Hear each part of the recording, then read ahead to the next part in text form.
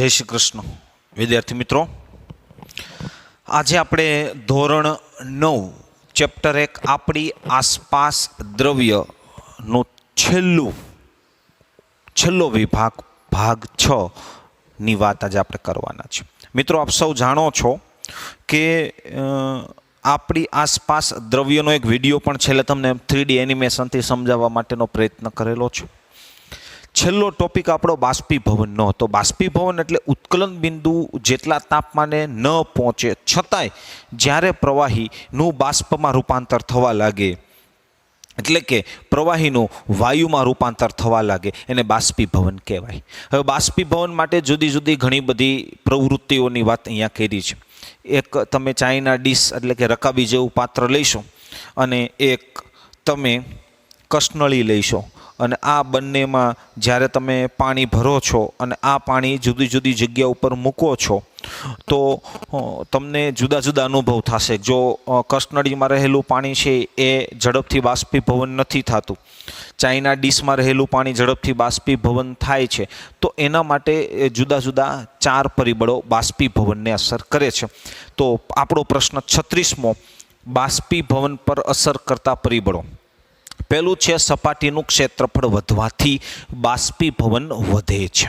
યાદ રાખો મિત્રો, સપાટીનું ક્ષેત્રફળ વધવાથી વિસ્તાર વધે છે અને વિસ્તાર વધે છે.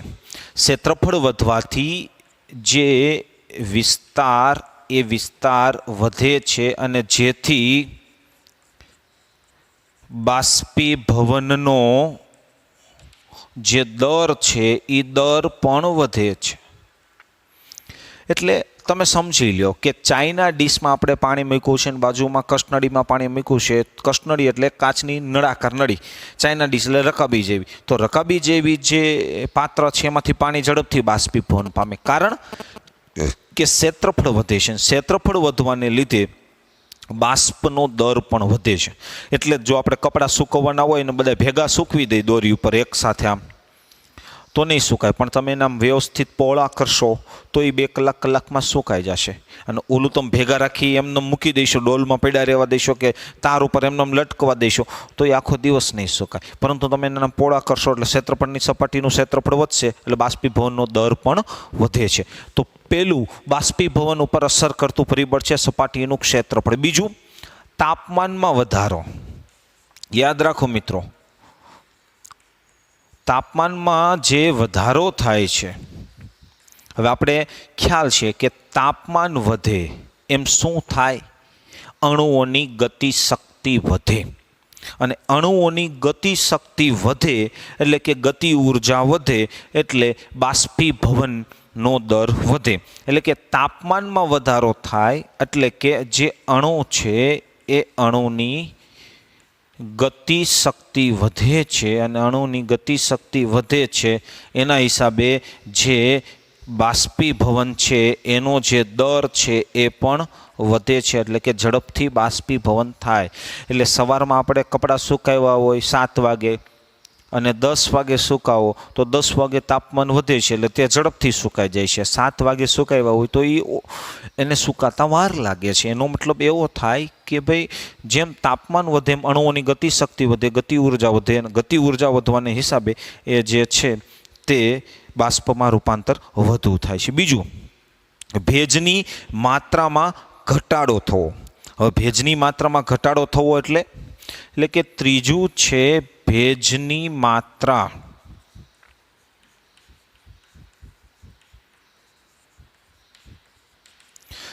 હવે ભેજની માત્રામાં ઘટાડો થવો એટલે શું? યાદ રાખો કે વાતાવરણમાં રહેલ બાષ્પ એને ભેજ કહેવાય. હવે ભેજ જો ઓલરેડી વધારે હોય તો એ જમીનમાંથી કે કોઈ પણ વસ્તુમાંથી પાણીને ખેંચશે નહીં. એટલે દરિયા કિનારે તમે કપડાં સુકાવો અને અહીંયા કપડાં સુકાવો તો અહીંયા કપડાં ઝડપથી સુકાઈ જાય, દરિયા કિનારે ન સુકાય, કારણ કે દરિયા કિનારે વાતાવરણમાં ભેજ છે.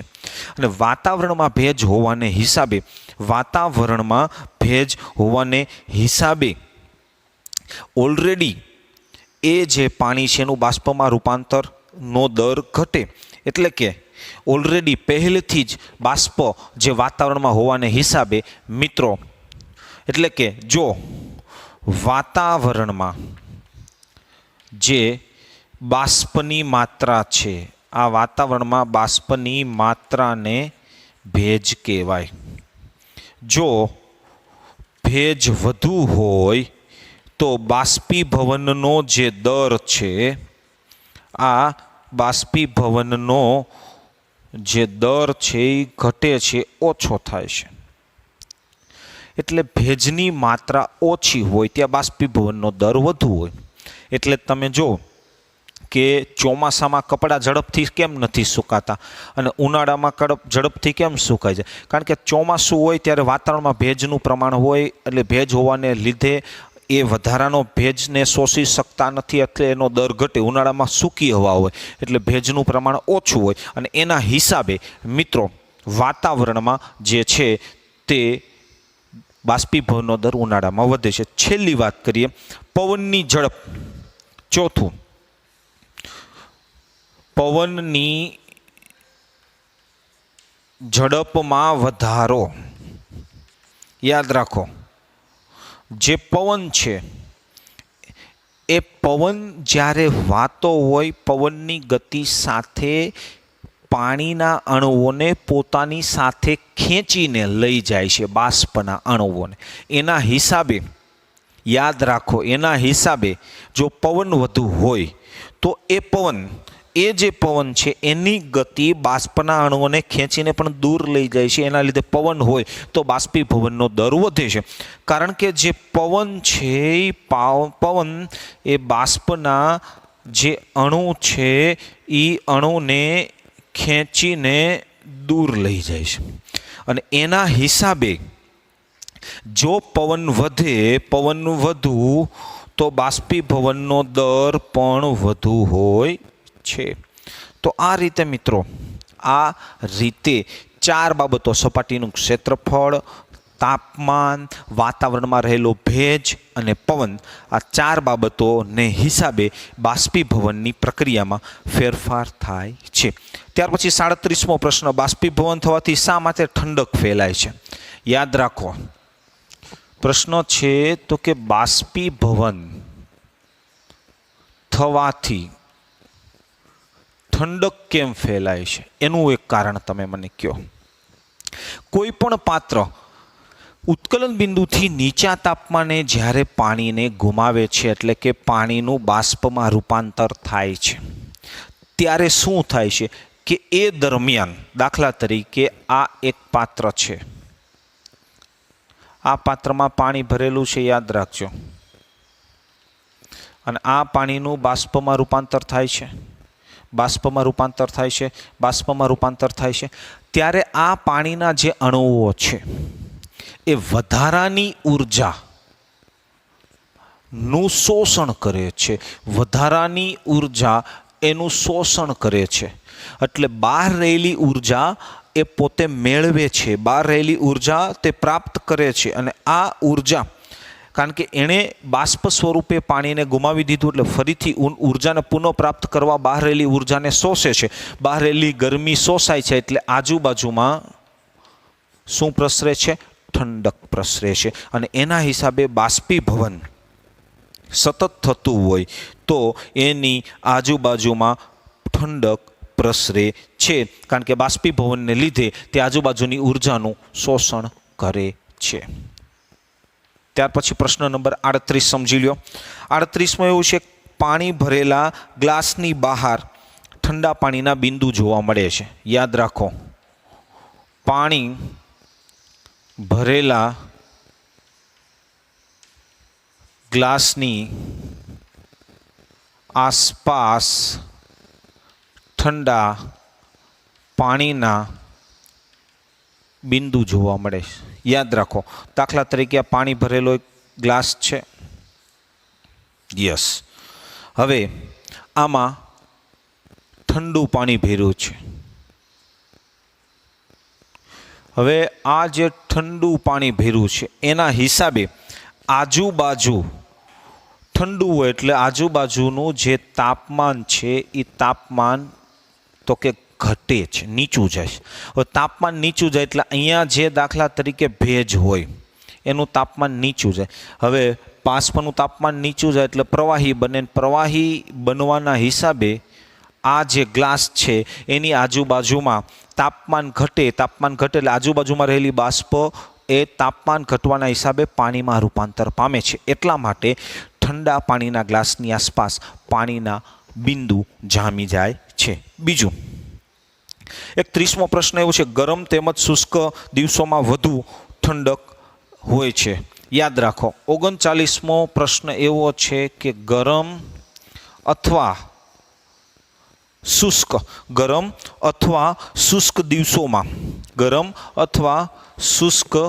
દિવસોમાં જે કુલર છે એ ઠંડુ રહે છે. એનું કારણ એ છે, હમણાં ઉપર સમજ્યા એ જ, જે કુલર છે એ યાદ રાખજો. અહીંથી શુષ્ક હવા ખેંચે છે. શુષ્ક હવામાં ભેજ હોતો નથી અને અહીંયા એ બાષ્પમાં પાણી સાથે ભળે છે. પાણી સાથે રૂપાંતર થવાથી એ બાષ્પ સાથે ભળે છે. બાષ્પ જે છે એ બાષ્પ જ્યારે આજુબાજુના વાતાવરણમાં પાણીમાંથી બાષ્પ બને છે ત્યારે આ પાણીના અણુ એ ઉર્જાનો અવશોષણ કરે છે અને ઉર્જાનું શોષણ આજુબાજુના વિસ્તારમાંથી થઈ જાય એટલે ત્યાં કેવું લાગે છે તો કે ઠંડુ લાગે છે. એ જ્યાંથી બાષ્પ પસાર થાય, બાષ્પમાં રૂપાંતર થાય, એના હિસાબે આજુબાજુના વિસ્તારમાં રહેલી ઉર્જા છે એટલે કે ગરમી છે એનું અવશોષણ થઈ જાય છે. એટલે આજુબાજુના વિસ્તારમાં ગરમી ન હોવાને લીધે ત્યાં ઠંડુ વાતાવરણ જોવા મળે છે. તો શુષ્ક દિવસોમાં કુલર દ્વારા ઠંડક ઉત્પન્ન થાય છે. બીજું, બાષ્પીભવનનો વેગ શુષ્ક વાતાવરણમાં વધુ હોય એટલે ઝડપથી, દાખલા તરીકે પવન આવ્યો તો ઝડપથી વેગ બાષ્પમાં રૂપાંતર થાય, ઝડપથી બાષ્પમાં રૂપાંતર થાય, એના લીધે ઠંડક પણ વધે છે. બીજું, ઉનાળામાં દિવસોમાં ઘડાનું પાણી શા માટે ઠંડુ હોય? 40મો પ્રશ્ન યાદ રાખજો. ઉનાળાના દિવસોમાં ઘડાનું પાણી ઠંડુ કેમ હોય? જો યાદ રાખો, દાખલા તરીકે આ એક ઘડો હશે. હવે આ ઘડાની અંદર પાણી ભર્યું છે. હવે ઉનાળાના દિવસોમાં બાષ્પીભવનનો દર વધારે હોય, સતત બાષ્પીભવન થતું રહે અને સતત બાષ્પીભવન થાય એટલે અહીંથી આ પાણી ઉનાળાના દિવસોમાં સતત પાણી ગુમાવે છે. હવે પાણી જે વિસ્તારમાંથી ગુમાવે છે, બાષ્પીભવનની પ્રક્રિયા થાય ત્યાં ઉર્જાનું શું થાય છે? શોષણ. એટલે ત્યાં શું ઉત્પન્ન થાય છે? ઠંડક. એટલે અંદર રહેલું પાણી કેવું બની જાય છે? ઠંડુ બની જાય છે. ત્યાર પછી આગળનો પ્રશ્ન 41મો પ્રશ્ન, પેટ્રોલ અત્તર આપણી હથેળીમાં મૂકતા ઠંડક અનુભવાય છે. 41મો પ્રશ્ન યાદ રાખજો. પેટ્રોલ અથવા અત્તર એને હથેળીમાં મૂકતા ઠંડક અનુભવાય છે. હવે યાદ રાખો મિત્રો, જે પેટ્રોલ છે અથવા અત્તર છે, આ પેટ્રોલ અને અત્તર આપણે જ્યારે હથેળીમાં મૂકી છીએ એનું ઝડપી બાષ્પીભવન થાય છે. અને હંમેશા યાદ રાખો, જ્યારે ઝડપી બાષ્પીભવન થાય ત્યારે એ પ્રવાહીના કણો ઉર્જાનું શોષણ કરે છે, જેથી એ ઉર્જાનું શોષણ થવાથી હથેળીમાં ઠંડક અનુભવાય છે. તો આ પ્રશ્નને પણ આપણે સમજ્યા. ત્યાર પછી 42મો, કપમાં રહેલ ગરમ ચા અથવા દૂધની તુલનામાં રકાબીમાં ચા ઝડપથી પી શકાય છે. યાદ રાખો, એટલે આ બધું સમજી લેવાનું છે કે કપમાં ચા અને રકાબીમાં ચા ઝડપથી પી શકાય છે. એટલે પી ક્યારે શકાય કે ચા થોડીક ઠંડી થાય. હવે જો કપ છે એ આવી રીતનો હોય અને રકાબી છે એ આવી રીતની હોય. હવે કપમાં જે ચા ભરી હોય અને રકાબીમાં જે ચા ભરી હોય તો અહીંયા ક્ષેત્રફળ વધી જાય છે. ક્ષેત્રફળ વધવાના હિસાબે બાષ્પીભવન વધુ થાય છે. એના હિસાબે અહીંથી બાષ્પ સ્વરૂપની જે ગરમ વરાળ છે એ ઝડપથી દૂર થાય છે. એટલે ગરમ ઝડપથી દૂર થાય એટલે આ ઝડપથી ઠંડુ થાય છે, જેથી તેને ઝડપથી પી શકાય છે. ત્યાંથી આગળ ઉનાળામાં આપણે કેવા પ્રકારના કપડાં પહેરવા જોઈએ, શા માટે? 43મો પ્રશ્ન યાદ રાખજો. ઉનાળામાં કેવા કપડાં પહેરવા જોઈએ? હવે તમે સમજી લ્યો કે ઉનાળાના દિવસોમાં, દાખલા તરીકે આ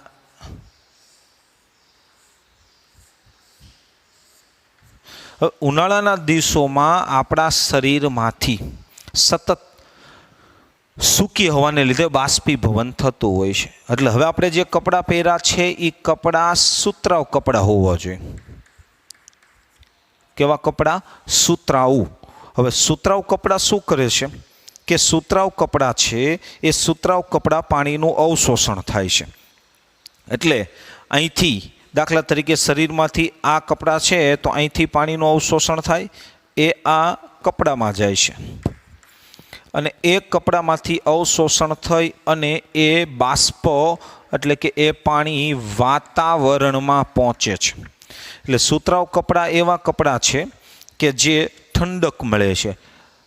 કારણ કે આપણે ઉનાળાના દિવસોમાં શરીરમાં પરસેવો થાય. પરસેવો એટલા માટે થાય કે બાષ્પીભવનનો દર વધારે હોય અને આ બાષ્પીભવનમાં જે પ્રવાહીની જે સપાટી છે, શરીરની સપાટી છે, એના સંપર્કમાં જે આવે છે એ સુતરાઉ કાપડ હોય તો તે સુતરાઉ કાપડ શરીરમાંથી જે બાષ્પીભવનની પ્રક્રિયા થાય છે એમાં પાણી ગુમાવે છે, એ પાણીનું સુતરાઉ કાપડ અવશોષણ કરે છે. અવશોષણ થવાથી વધુ અવશોષણ થાય છે અને વધુ અવશોષણ થવાથી બાષ્પીભવનનો દર વધે છે. અને બાષ્પીભવનનો દર વધવાને હિસાબે અહીંયા આ જે આજુબાજુમાં પ્રવાહીના કણો છે એ ઉર્જાનું શોષણ કરે છે, જેથી આ સુતરાઉ કપડામાં આપણને ઠંડક લાગે છે. શું લાગે છે? ઠંડક લાગે છે. તો આ પ્રશ્ન હતો ઉનાળામાં આપણે કેવી રીતે કેવા કપડાઓ પહેરવાથી વધુ રક્ષણ મળે છે. ત્યાર પછી યાદ રાખો કેટલીક ભૌતિક રાશિ છે અને આ ભૌતિક રાશિના એકમો છે. 44મો પ્રશ્ન, કેટલીક ભૌતિક રાશિ અને એના એકમો. બધું આ ખાસ સમજવા જેવું છે. દાખલા તરીકે તાપમાન છે તો તાપમાન એક રાશિ છે અને તાપમાનનો જે એકમ છે એ એકમ છે કેલ્વિન. એને આપણે કેપિટલ કે વડે દર્શાવશું. શેના વડે દર્શાવશું? કેપિટલ કે. ત્યાર પછી લંબાઈ. લંબાઈ પણ એક ભૌતિક રાશિ છે અને લંબાઈનો એકમ મીટર છે અને આ મીટરને આપણે સ્મોલ એમ વડે દર્શાવશું. શેના વડે દર્શાવશું? સ્મોલ એમ. ત્યાર પછી દળ. દળ એક ભૌતિક રાશિ છે. દળનો એકમ કિલોગ્રામ છે. જે કિલોગ્રામને સ્મોલ કે જી, સ્મોલ કે અને સ્મોલ જી બાજુમાં લખવાનું. પછી બળ. બળનો એકમ ન્યૂટન છે. બળ છે એનો એકમ ન્યૂટન છે. એનો કેપિટલ એન, કારણ કે વૈજ્ઞાનિકના નામનો પહેલો અક્ષર હોય કેપિટલ હોય. ત્યાર પછી આગળ છે કદ. હવે કદ એટલે શું? કદ એટલે તમે સમજી લ્યો ગ્લાસમાં પાણી ભરો છો, પ્રવાહીનું કદ હોય છે. તો ગ્લાસમાં આપણે પાણી ભરીએ છીએ એનો જે એકમ છે એ મીટર ઘન, એટલે કે મીટર ઉપર 3 મીટર ઘન કદનો એકમ થાય છે. ત્યાર પછી યાદ રાખજો ઘનતા. ઘનતા. ઘનતાનો એકમ છે દળ ભાગ્યા કદ. દળ ભાગ્યા કદ. દળનો એકમ કિલોગ્રામ, કદનો એકમ મીટર ઘન, એટલે કે કિલોગ્રામ ના છેદમાં મીટર ઘન. કિલોગ્રામ એટલે કેજી, મીટર ઘન એટલે મીટર ઘન. આ ઘન ઉપર જાય તો કેજી, મીટર આ 3 ઉપર જાય તો -3, એટલે તમે કેજી ઇન્ટુ -3 પણ તમે લખી શકો છો. ત્યાર પછી દબાણ. દબાણનો જે એકમ છે એ દબાણનો એકમ પાસ્કલ છે. પાસ્કલ, PA જેને તમે પાસ્કલ કહીશો. તો આ બધી ભૌતિક રાશિના એકમો આગળ 11-12 સાયન્સ સુધી, એટલે કે આગામી સમયમાં પણ તમને 11-12 ધોરણ સુધી આ એકમો મદદરૂપ થશે. યાદ રાખજો, તાપમાનનો એકમ કેલ્વિન, લંબાઈનો એકમ મીટર, દળનો એકમ કિલોગ્રામ, બળનો એકમ ન્યૂટન, કદનો એકમ મીટર ઘન, ઘનતા એટલે કિલોગ્રામ પ્રતિ મીટર ઘન અને દબાણનો એકમ પાસ્કલ. આ સિવાય હવે આગળનો પ્રશ્ન 45મો પ્રશ્ન, પ્લાઝમા એટલે શું? યાદ રાખો મિત્રો, જે પ્લાઝમા એક એવો ઉર્જા ધરાવતા ઉત્તેજિત કણો છે. આ જે પ્લાઝમા છે એ પ્લાઝમા ઉર્જા ધરાવતા ઉત્તેજિત કણો એટલે પ્લાઝમા. આ જે કણો છે એ આયનીકરણ પામેલા કણો છે. આ જે કણો છે એ આયનીકરણ એટલે કે આ જે કણો છે એ ધન આયન અથવા ઋણ આયન સ્વરૂપે આયનીકરણ પામેલા વાયુ અવસ્થાના, કયા અવસ્થાના? વાયુ અવસ્થાના ઉત્તેજિત કણો છે.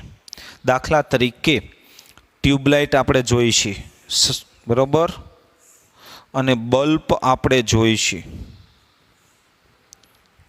હવે જે ટ્યુબલાઇટ છે, આ જે ટ્યુબલાઇટની અંદર તમે જોઈશો તો ફ્લોરોસન્ટ ટ્યુબ કહેવાય, અને આ ફ્લોરોસન્ટ ટ્યુબમાં હિલિયમ વાયુ ભરેલો હોય. આને આપણે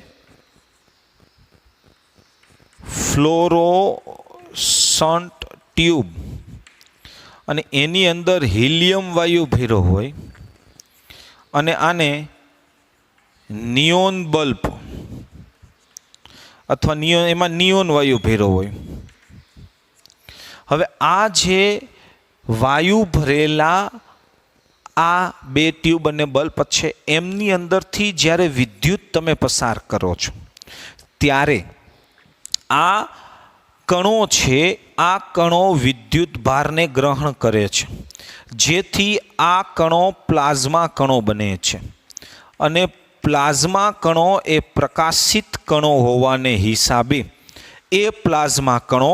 પ્રકાશિત કણો હોવાને હિસાબે આપણને એ બલ્બમાંથી પ્રકાશ આપે છે. અને આવી જ રીતે સૂર્ય અને તારાઓમાં પણ આ જ પ્રકારનો પ્રકાશ ઉત્પન્ન થાય છે. આ એક દ્રવ્યની ચોથી અવસ્થા છે, જે ઘન, પ્રવાહી, વાયુ અને ચોથી પ્લાઝમા અવસ્થા છે. સૂર્ય, તારાઓ, આ દરેકની અંદર જે દ્રવ્યનું સ્વરૂપ છે એ પ્લાઝમા એટલે કે ઘન કણો વાયુ માધ્યમમાં સતત તરતા રહે, સતત એવા ઉત્તેજિત કણો, જેને પ્લાઝમા અવસ્થા કહેવામાં આવે છે. ત્યાર પછી પ્રશ્ન નંબર 45, પછી પ્રશ્ન નંબર 46 અને છેલ્લો પ્રશ્ન છે BEC, બોઝ-આઇન્સ્ટાઇન સંઘટક. બોઝ-આઇન્સ્ટાઇન સંઘટક.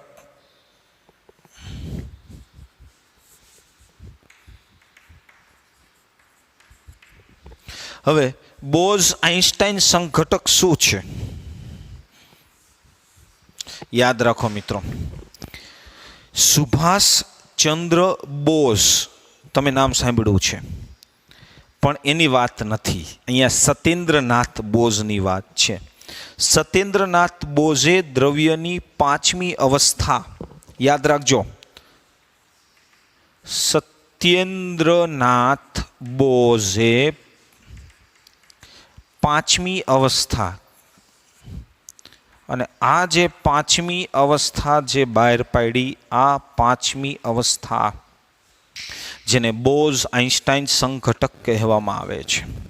યાદ રાખો, આ અવસ્થા બનાવવા માટે સત્યેન્દ્રનાથ બોઝે આલ્બર્ટ આઇન્સ્ટાઇન ના સિદ્ધાંતનો ઉપયોગ કર્યો. અને 2001માં અમેરિકાના એરિક એ કોર્નલ, વુલ્ફ કેટ્રલ, કાર્લ ઈ વાયમેન બોઝ-આઇન્સ્ટાઇન સંઘટકની શોધ કરવા માટે તેમને નોબેલ પારિતોષિક પણ એનાયત થયું. આમાં શું હોય કે ભાઈ, હવા છે, બરોબર, આ હવા જે છે, આ હવાની જે ઘનતા હોય એનેથી 1,00,000માં ભાગની ઓછી ઘનતા ધરાવતા વાયુ, એટલે કે આની તમારે 1,00,000માં ભાગની ઓછી ઘનતા કરવાની. 1,00,000માં ભાગની ઓછી ઘનતા ધરાવતા વાયુને તમારે હવે ઠંડા પાડવાના છે. અને પછી જે અવસ્થા બને છે આ અવસ્થાને બોઝ-આઇન્સ્ટાઇન સંઘટક કહેવામાં આવે છે. એટલે કે જે હવા છે એમાં 1,00,000માં ભાગની ઓછી ઘનતા ધરાવતી હવાને ઠંડી પાડવામાં આવે અને એના હિસાબે દ્રવ્યની 5મી અવસ્થા બને છે. એના વિશે આગળ તમે શીખશો. તો આ પ્રશ્નની વાત પૂરી થાય. બીજું યાદ રાખજો ખાસ, આ પ્રશ્નો પૂરા થાય પછી સ્વાધ્યાયના પ્રશ્નો આપેલા છે 9નીમાં. કેલ્વિનમાંથી સેલ્સિયસમાં ફેરવું હોય તો 273 બાદ કરો, સેલ્સિયસમાંથી કેલ્વિનમાં જવું હોય તો 273 ઉમેરો. ત્યાર પછી જુદી જુદી ઉદ્ધોપાતનની પ્રક્રિયાઓની વાત આવી છે, અત્તરની વાત આવી છે, ઘનતાની વાત આવી છે, ઓક્સિજન, પાણી, ખાંડ, પછી તાપમાનમાં ફેરફારોની વાત આવી છે. અગાઉ આપણે શીખ્યા છીએ એ જ બધી વાત છે. તો સ્વાધ્યાયના પ્રશ્નો પણ તમારે લખવાના છે. અસ્તુ.